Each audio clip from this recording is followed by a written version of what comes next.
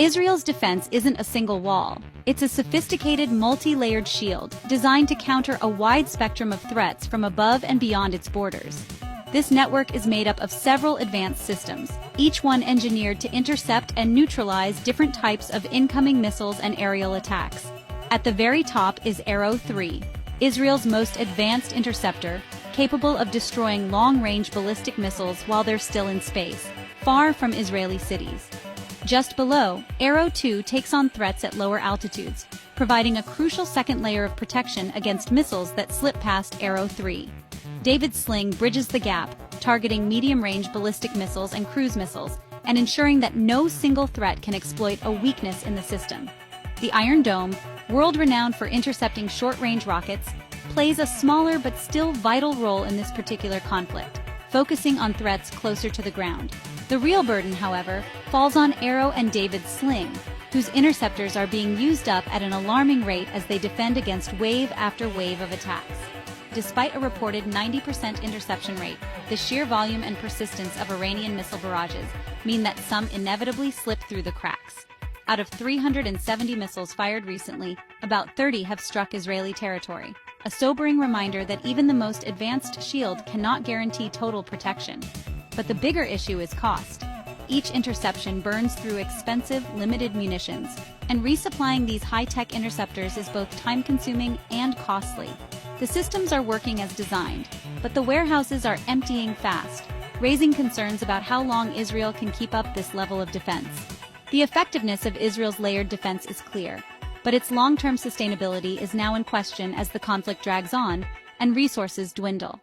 The clock is ticking on Israel's ability to keep its skies safe, and the world is watching to see how long this shield can hold.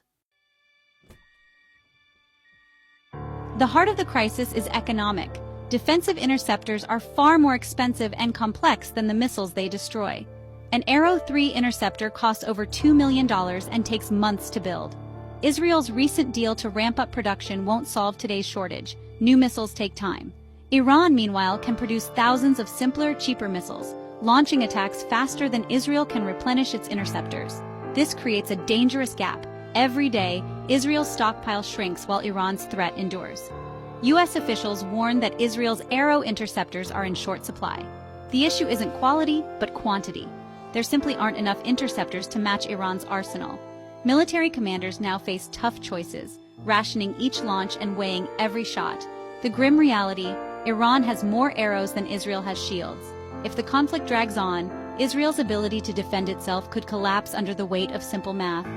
The war of attrition is unsustainable for the defender.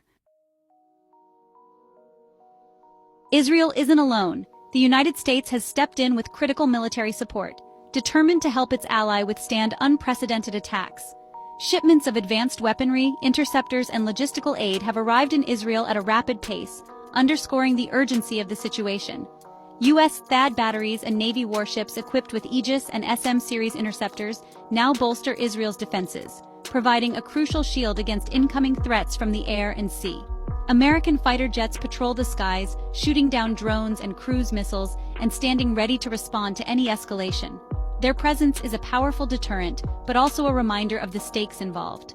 But this support comes at a cost. The U.S. is burning through its own limited stockpiles of high-tech interceptors, which are expensive and time-consuming to replace. Only about 600 THAAD interceptors have ever been procured. Firing dozens in just a few days is a major strain on the arsenal, raising concerns about future readiness. The U.S. must balance defending Israel with maintaining readiness for other global threats, like the Indo-Pacific, where tensions with China and North Korea continue to simmer. The war in Ukraine has already stretched Western munitions thin. This new conflict pushes them further, forcing difficult choices about where to allocate limited resources. Every missile fired in Israel is one less available elsewhere, and the pace of consumption is outstripping production. The shared strain highlights the limits of even the strongest alliances, as both nations face tough decisions about how to sustain their defenses. Both Israel and the U.S. are depleting their arsenals at an unsustainable rate, with resupply timelines stretching into months or even years. The urgency for a resolution grows as defensive capacity dwindles, and military planners scramble to adapt to the new reality. The longer the conflict lasts, the more vulnerable both nations become, as gaps in their defenses widen and adversaries take note. The clock is ticking for everyone involved, and the pressure to find a solution has never been greater. Unable to win a defensive war of attrition, Israel has shifted tactics. Strike the launchers, not just the missiles.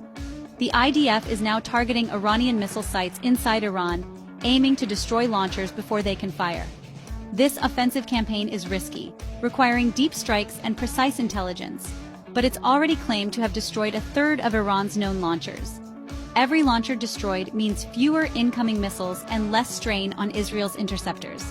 This marks a shift from pure defense to a dynamic offense-defense strategy. But Iran's missile forces are dispersed and resilient. Eliminating the threat entirely is unlikely. Israel is now fighting on two fronts, defending its skies and hunting launchers deep in enemy territory. Iran's missile arsenal is vast, built over decades to compensate for a weaker air force. Many of Iran's missiles are simple and cheap to mass produce, creating a deep reserve. Iran's strategy is saturation launch barrages to overwhelm even the best defenses. Even with a 90% interception rate, some missiles always get through, causing damage and fear. Intelligence estimates put Iran's inventory in the thousands, allowing sustained attacks far longer than Israel can defend. Iran can afford to lose dozens of missiles. Israel cannot afford to lose interceptors at the same rate. This asymmetry gives Iran a powerful advantage in a drawn-out conflict. Iran's missile force is designed to outlast and exhaust its technologically superior opponents. The missile war has exposed a harsh truth. Even the best defenses are finite. Israel and the US cannot sustain this pace of interception indefinitely. The risk of running out of interceptors is forcing leaders to seek a diplomatic solution, fast. Prolonged war favors Iran's larger arsenal and risks catastrophic escalation. The real solution lies at the negotiating table, not just on the battlefield. But can one really make a deal with these regimes and assume everything will be okay? Without a ceasefire, Israel's skies will grow more vulnerable, and the region could spiral into wider war. The interceptor crisis is a stark reminder. Technology alone can't guarantee security. Now, political leaders must act urgently to end the standoff before the shield finally breaks.